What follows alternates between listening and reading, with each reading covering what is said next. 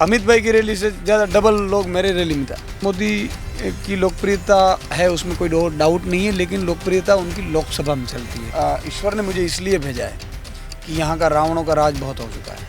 किसानों को पानी अब मैं ये बोल रहा हूँ, 27 साल का भाजपा का शासन है, फिर भी नर्मदा का पानी अभी भी पहुँच नहीं पा रहा है। सिंचाई की व्यवस्था नहीं पहुंच पा रही। आपने देखा होगा पूरा कबाड़ा करके रख दिया इन्होंने, लेकिन फ्री शिक्षा 75 साल में भी अगर नहीं मिल रही है ठीक से, यानी कि 15 दिन में एक बार आपके यहाँ या तो मंत्री या तो सीएम आएगा। वो सुपर सीएम तो वही है, उनको सीएम बनना है। अभी तो भूपेंद्र भाई तो कठपुतली है, खाना भी टाइम पे नहीं होता है, सोना भी टाइम पे नहीं होता है।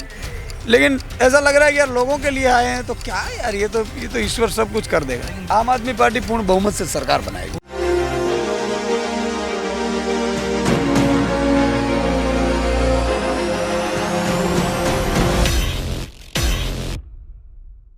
अभी हमारे साथ आम आदमी पार्टी के सीएम पद के उम्मीदवार ईसुदान गढ़वी हैं। ईसुदान सर, आपका बहुत बहुत स्वागत है नेक्स्ट टाइम न्यूज़ में। Thank you. सबसे पहले आपसे सवाल एक निजी रहेगा। लोकतंत्र के प्रहरी से लेके आप पत्रकार रहे, आज आप मुहाने पे खड़े हैं संवैधानिक रूप से लोकतंत्र के सेवक बनने के। किस रूप में देखते हैं इस पूरी यात्रा को? देखो, मैं जब पत्रकारिता कर रहा था, एक स्टेज आया, तब मैं मुद्दों की पत्रकारिता करने लगा, लोगों का मुद्दा उठाने लगा। किसानों का मुद्दा, बेरोजगार युवाओं के मुद्दे, पेपर लीक के मुद्दे, आउटसोर्सिंग कर्मचारियों के मुद्दे, गरीबों के मुद्दे, महिलाओं के मुद्दे। जैसे जैसे मुद्दे उठाते जाए, लोगों की उम्मीद बढ़ती गई। लोग हजारों की तादाद में कर्फ्यू लगाकर मेरे चैनल के सामने बैठ जाते थे दिल्ली। और जब उम्मीद और बढ़ी तो फ़ोन तो लग नहीं रहा था, क्योंकि चैनल में तो फ़ोन लगता है, मुश्किल है। 10,000 कॉल आते थे। तो फिर वो चैनल तक आने लगे, स्टूडियो में आने लगे, इश्यूज छोटे छोटे लेकर। तब मुझे लगा कि अब मुझे पत्रकारिता छोड़नी पड़ेगी, कुछ और सोचना पड़ेगा। और जब मैंने ये सोचा तो देखो, मेरी पर्सनल लाइफ, अपनी पर्सनली दिक्कतें बहुत हुई है, नहीं हुई ऐसा नहीं है। मैं तो लग्जरी लाइफ जी रहा था। यहाँ पर्सनली बहुत कुछ लॉस है, लेकिन आनंद ये बात का है कि लोगों की उम्मीदें हैं और लोगों के लिए करने कुछ चाह रहे हैं, तो उनके आशीर्वाद मिल रहे हैं। तो मनुष्य अवतार में आशीर्वाद से ज़्यादा क्या चीज़ होती है, इसलिए मुझे थकान भी नहीं महसूस होती। अभी शेड्यूल भी आपका बहुत बिजी दिख रहा है। सब मुद्दे पे आते हैं। शिक्षा, स्वास्थ्य, रोजगार, किसान को लेकर मुद्दा चल रहा है। सबसे पहले हम शिक्षा, स्वास्थ्य, रोजगार पे आते हैं। भाजपा का कहना है कि जो मुद्दे लेकर आम आदमी पार्टी आई है, अरविंद केजरीवाल दिल्ली से दौरे कर रहे हैं, वो तो पहले से ही गुजरात में बहुत इंफ्रास्ट्रक्चर डेवलप है, सक्षम रूप से स्थापित है। तो ये बातें जनता के मन में घर नहीं कर पाएगी और चुनाव में ये कोई मुद्दा नहीं है। भाजपा ने खुद ने कबूला है कि पिछले 1.5 साल में उन्होंने 6,000 स्कूलें बंद की है। 700 स्कूल में एक ही टीचर है। असेंबली में उन्होंने ही कबूला है। 18,000 स्कूलों में कमरे तक नहीं है। 33,000 स्कूलों की हालत बहुत बुरी है। तो कहाँ शिक्षा रही? आप किसी भी गांव में चले जाइए, बच्चों को पूछो, 9वीं कक्षा के बच्चे को आप पूछो कि व्हाट्स योर फादर नेम, तो उनको पता नहीं है। भाजपा ने अपना विकास किया है, अपने बच्चों का विकास किया है, अपने बच्चों को विदेश में पढ़ाया है, यहाँ शिक्षा नहीं की। आप खेडूत लोगों की बात कर रहे हैं कि, लेकिन भाजपा ने ये भी कहा कि नर्मदा कैनाल का काम करके जो सूखे क्षेत्र थे गुजरात के, जैसे हम बात करें थराड़ विधानसभा महसाणा की तरफ, तो वहाँ पर तो हमने पानी पहुँचा दिया। तो अब खेडूत प्रसन्न भी है और फसलों के दाम भी ठीक मिल रहे हैं, और जिस वजह से खेडूत की आमदनी भी बढ़ रही है। लेकिन आप उल्टी बात कह रहे हैं कि नहीं, आमदनी नहीं बढ़ रही, खतरा है। कोई आमदनी नहीं बढ़ी है। कि उन्होंने 2017 में ये कहा था कि आय दुगनी करेंगे किसानों की, जाय दुगनी हो गई है। किसानों को पानी अब मैं ये बोल रहा हूँ, 27 साल का भाजपा का शासन है, फिर भी नर्मदा का पानी अभी भी पहुंच नहीं पा रहा है। सिंचाई की व्यवस्था नहीं पहुंच पा रही है, बिजली 8 घंटे पूरी मिल नहीं रही है। आपने देखा होगा पूरा कबाड़ा करके रख दिया इन्होंने। तो इन्होंने ફરીથી આવીશું આપણે પાલથીમાં જ છીએ, આવું એમ? હોય છે થોડીક વાર પણ એમ નહીં, પેલા રાહ જુએ છે એટલે પાણી બીજી વાર આવીશ, પાકો, બસ પાકો। હાજી આવજો। हर वर्ग में प्रासंगिकता बढ़ गई है। हाँ, लोगों को उम्मीद है। देखो, मैंने कहा ना कि लोगों को एक एक चीज ये है कि भाई ईसुदान भाई कुछ करेंगे, ईसुदान भाई। मैंने कहा कि जब मैंने टीवी छोड़ा ना, तब लोगों ने रिमोट कंट्रोल टीवी पे मारा है कि ईसुदान गढ़वी को किसने निकाला, मैं ऐसा करके गुस्सा था, रोष था। आपका नाम ईसुदान गढ़वी, आरोप ये भी है कि गढ़वी ईसुदान भाई को टिकट देकर आम आदमी पार्टी ने गुजरात के 52% ओबीसी मतदाता को साधने का प्रयास किया है। देखो, मैं गरीब किसान का बच्चा हूँ और भाजपा अगर ये आरोप लगाती तो वो किसान विरोधी है, मालधारी विरोधी है। लेकिन मैं तो सर्व समाज का हूँ, मैंने सर्व समाज के लिए आवाज उठाई है। भाजपा ये कह रही कि भाई ओटीपी का कार्ड खेल रहे हैं, वो मतलब आदिवासी, ट्राइबल, ओबीसी, ट्राइबल और पाटीदार ये कार्ड खेल रहे हैं। देखो, वो भाजपा का काम है। हम तो देखो 6.5 करोड़ का राजा होता है, जनता का सीएम है ना, 6.5 करोड़ का होता है, सबका होता है, और सब गरीबों को उनको न्याय दिलाने की जिम्मेदारी होती है। साहब, एक प्रश्न ये बड़ा चर्चा में है और गुजरात की जनता भी कह रही है कि फ्री वाला जो मुद्दा है, फ्री शिक्षा स्वास्थ्य, आपको नहीं लगता कि गुजरात की जनता पे अगर आप भ्रष्टाचार का एक मुद्दा और लेके आते तो व्यापक विस्तार से आपकी बात पहुंचती गुजरात की जनता तक? नहीं, भ्रष्टाचार मुक्त तो शासन करेंगे हम, उसमें तो कोई दो राय नहीं है। लेकिन फ्री शिक्षा 75 साल में भी अगर नहीं मिल रही है ठीक से, तो गरीब का बच्चा पैदा होता है तो क्या उनकी सरकारें की जिम्मेदारी नहीं है कि वो गरीब का बच्चा अगर कलेक्टर बन जाएगा, गरीब का बच्चा अगर अमीर बन जाएगा तो भी देश आगे बढ़ेगा। सिर्फ 2% अमीरों के बच्चे आगे बढ़ेंगे तो देश आगे नहीं बढ़ेगा। तो कहने का तात्पर्य ये है कि जो करना चाहिए था उन्होंने किया नहीं। लोग दूर से ही खड़े हैं, कैमरामैन से दिखाऊंगा कि थोड़ा दिखाएं पीछे की तरफ। लोग दूर से ही अभिवादन करने के लिए तैयार हैं। सावन देखा, सावन पाकू ने, वाह भाई वाह, वाह रे वाह, जोश भर देता होगा ईसुदान से ये सब। बिल्कुल बिल्कुल। देखो, मैंने कहा ना कि इतनी उम्मीदें रखें इनको, अब कुछ नहीं, उनको ये है कि ईसुदान भाई हमारा सीएम बन जाए। उनको ऐसा लग रहा है कि सीएम बनेगा तो सब कुछ होगा। यहाँ दिखाएं महिलाओं से लेकर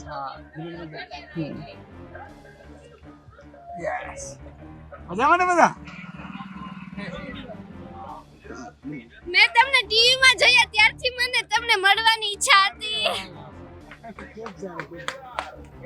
બસ પરિવર્તન કરો. थैंक यू, ले जाओ सर। ये जोश साहब चुनाव के बाद भी रहेगा और ईसुदान जी इतने ही एक्सेसिबल रहेंगे, इतनी ही जल्दी लोगों से मिल पाएंगे जब आप सीएम हो जाएंगे? देखो, मैं ये कह रहा हूँ ना कि मैं उसी के लिए तो बनने आया हूँ। मैं सीएम बनूंगा तो इसी तरह आऊँगा।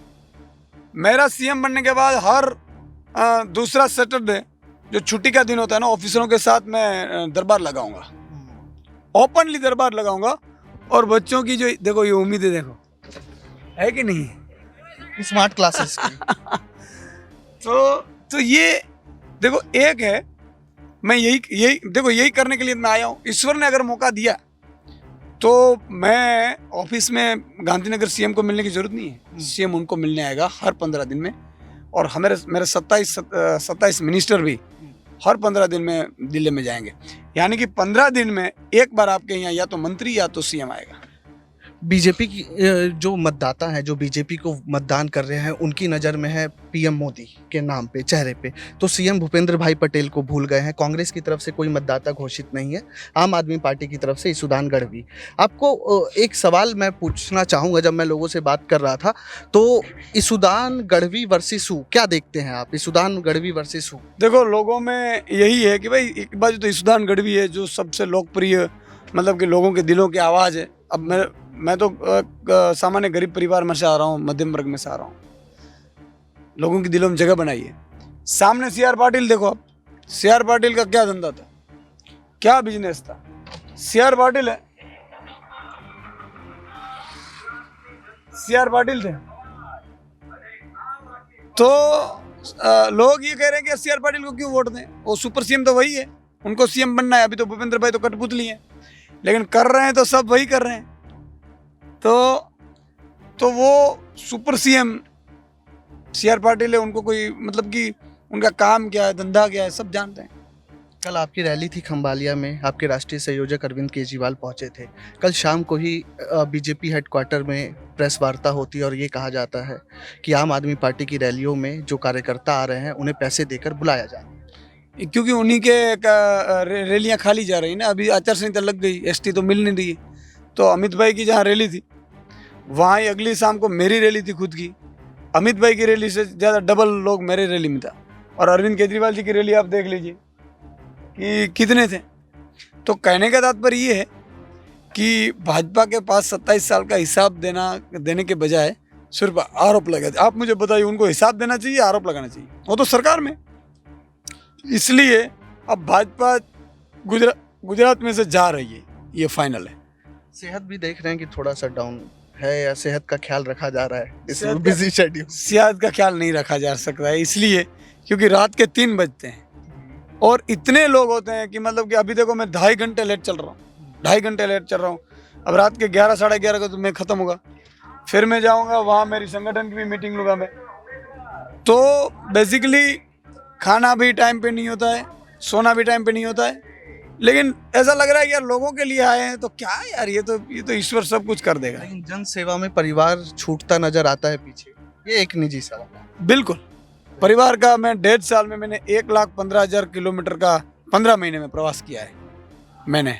तो मुझे लग रहा है कि जिस तरह से परिवार का तो मैं टाइम ही नहीं दे पा रहा हूँ। अभी मेरे बच्चे हैं, अकेले हैं वहाँ अहमदाबाद, वो मतलब कि मेरे संबंधी के यहाँ पढ़ रहे हैं और हम दोनों यहाँ हैं गांव में। खंबालिया में कुछ बीजेपी के स्थानीय कार्यकर्ता हैं, उन्होंने ये बोला कि सुदान भाई तो बाहर के हैं, बाहर के व्यक्ति को क्यों मत दे, या तो हम विक्रम माडम को देंगे या बीजेपी के उम्मीदवार को देंगे। नहीं, मेरा वतन ही यही है, मैं यहाँ ही रहता हूँ, मैं यहाँ ही रहता हूँ खंबालिया में। मेरा खंबालिया में पिपलिया गाँव है, मेरी खेती है और मैं मतलब कि हर 15-20 दिन में, महीने में तो यहाँ ही रहता हूँ। मैं जब पत्रकारिता करता तब भी महीने में यहाँ रहता हूँ। मेरे मम्मी फादर सब यहाँ रहते हैं, परिवार यहाँ पे रहता है। सर, अंतिम मोड़ की तरफ चलेंगे। विजन गुजरात में 2 विजन आपसे जानना चाहेंगे। खंबालिया के लिए पहला विजन, और सीएम के तौर पर गुजरात में आगे ले जाने के लिए आप क्या विजन देखते हैं? देखो, खंबालिया में तो डेवलपमेंट हुआ ही नहीं 27 साल में। यहाँ रास्ते ठीक नहीं है, रास्ते करने पड़ेंगे। डैमें की समस्याएं हैं, बहुत डैमें बाकी है, काम वो करूँगा मैं। अस्पताल अच्छी बड़ी बनानी है, वो करूँगा। इसके बाद करप्शन फ्री खंबालिया में मुझे वो करना पड़ेगा। गुजरात में भी वही बिजली फ्री का ऐलान करूँगा। सिंचाई की व्यवस्था के लिए 1.5 साल में जो मैंने वादा किया है वो करेंगे। अरविंद केजरीवाल जी ने वादा किया है। किसानों के लिए 2 लाख का कर्ज माफ़ी का वादा किया है, वो करूँगा। उसके बाद कर्मचारियों के जो प्रश्न है वो करेंगे। और करप्शन खत्म जो मुहिम है उसके लिए व्हाट्सएप नंबर डिक्लेयर करके वहाँ एक पूरी टीम लगाएंगे। कंट्रोल रूम चालू करेंगे कि जिसको भी कोई लांच मांगता है तो दूसरे दिन वो सस्पेंड होकर जेल में चले जाए। तो ये पूरी व्यवस्था गुजरात के लिए अच्छी अस्पतालें भी बनी है, स्कूल भी बनाने, मोहल्ला क्लिनिक बनाना है 18,000 गाँव में। और किसानों के लिए दाम के लिए मुझे पूरी कमेटियाँ बनानी है। विदेश में कौन से विदेश में मेरा यहाँ से एक्सपोर्ट हो सकता है तो उससे पहले उनकी MOU हो जाए, उस तरह का एक पूरा प्लान भी हमने किया है। और यहाँ मेरी ज़रूरत है तो वो कितनी ज़रूरत है उस हिसाब से पूरा अगले जून जुलाई तक मेरा ये प्लान रहेगा। सर, मैं कल पोर्ट पे गया था, ओखा पोर्ट, वहाँ मछुआरा समुदाय बहुत है।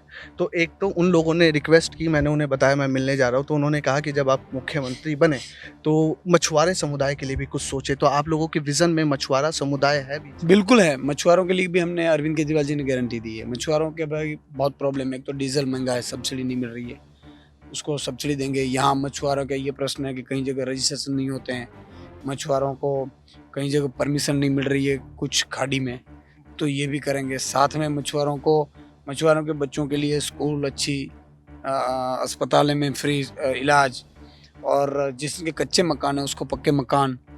तो ये सब जिम्मेदारियाँ बटोरनी है हमें। और मैं ईश्वर से भी प्रार्थना करता हूँ कि सब काम में कर सकूं, इतनी मुझे शक्ति दे। गुजरात होमगार्ड की सैलरी अटकी हुई है साहब, 3-4 महीने से सत्ता में आते हैं तो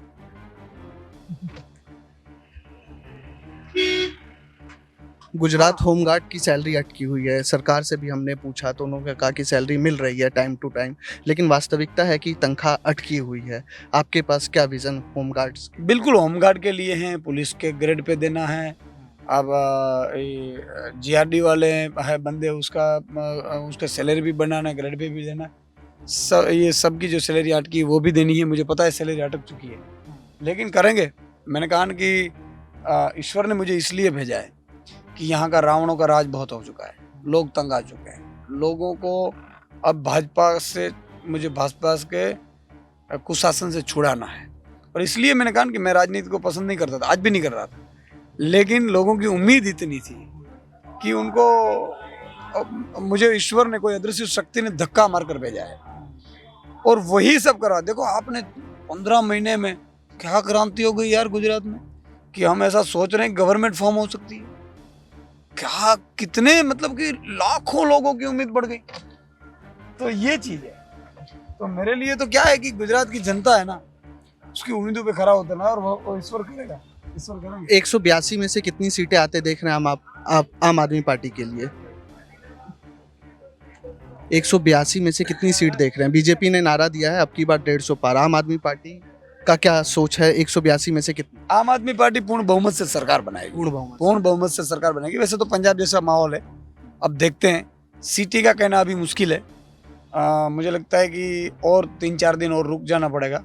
हम तो टेंटेटिवली कर तो रहे हैं होमवर्क, हमारा जो इंटरनल सर्वे हो रहा है, लेकिन इतना फाइनल है कि सरकार पूर्ण बहुमत से बन रही है। मुकाबला किससे मान रहे हैं? द्विपक्षीय मान रहे हैं या कांग्रेस, या त्रिकोणीय मुकाबला है, या बीजेपी से? गुजरात में कांग्रेस तो वैसे पिक्चर में नहीं है, भाजपा के साथ मुकाबला है। नरेंद्र मोदी की मजबूत राजनीतिक छवि एक मसला मानते हैं आप? स्थायी प्रभाव? देखो, नरेंद्र मोदी की लोकप्रियता है, उसमें कोई डाउट नहीं है, लेकिन लोकप्रियता उनकी लोकसभा में चलती है।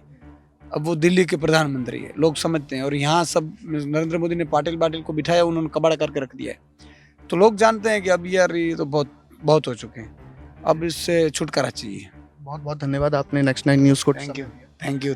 तो ये हमारे साथ सीएम पद के उम्मीदवार आम आदमी पार्टी से सुदान गढ़वी साहब थे। अब देखना ये है कि जब 8 तारीख को मतपेटी खुलेगी तो झाड़ू क्या सफाया कर देती है कांग्रेस या बीजेपी का, या जनता कांग्रेस का साथ देती है, या वापस से बीजेपी अपने 27 साल का सियासी वर्चस्व यहाँ पर बचाने में कामयाब होती है। कैमरामैन सुमित के साथ मैं राकेश मोहन सिंह, नेक्स्ट 9 न्यूज़ के लिए।